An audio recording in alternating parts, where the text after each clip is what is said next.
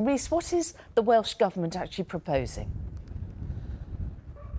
Well, Mary, it's radically increasing the number of weeks in which a second home has to be occupied in order to qualify for business rates relief from 10 to 26. And it's part of a range of measures which will allow councils like Pembrokeshire to impose a council tax premium of up to 300%, effectively quadrupling them. Now, it's welcomed by many people here who, like in similarly stunning locations across the UK, feel that too many second homes are hollowing their communities out. But there's also a warning that it won't work and could damage businesses. Solfach, or Solva in English, is one of the most desirable villages in Pembrokeshire, and it's easy to see why. But its desirability comes at a cost. Around a third of properties here are second homes.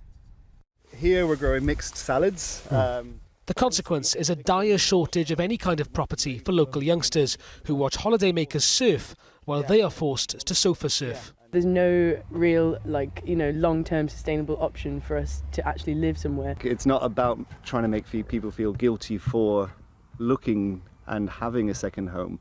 It's just being aware that that empty house takes away someone's opportunity to access that community.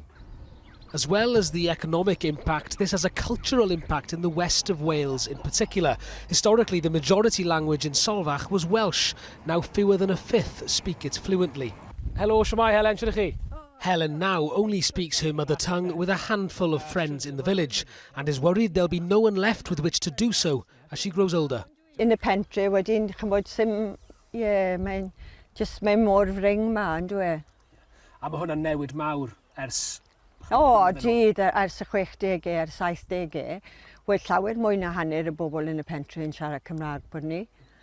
Os mae bobl ma'n mynd I fod ma, dyn nhw, fel bod amser yn mynd mlaen. Clearly, this isn't just a problem in Pembrokeshire. In Gwynedd, 11% of the housing stock are second homes, while that figure is 9% on Anglesey.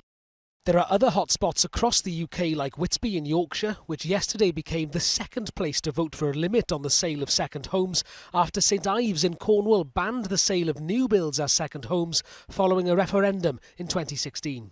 Under pressure to act, the Welsh Government is introducing new measures which many feel will do little to solve the fundamental problem.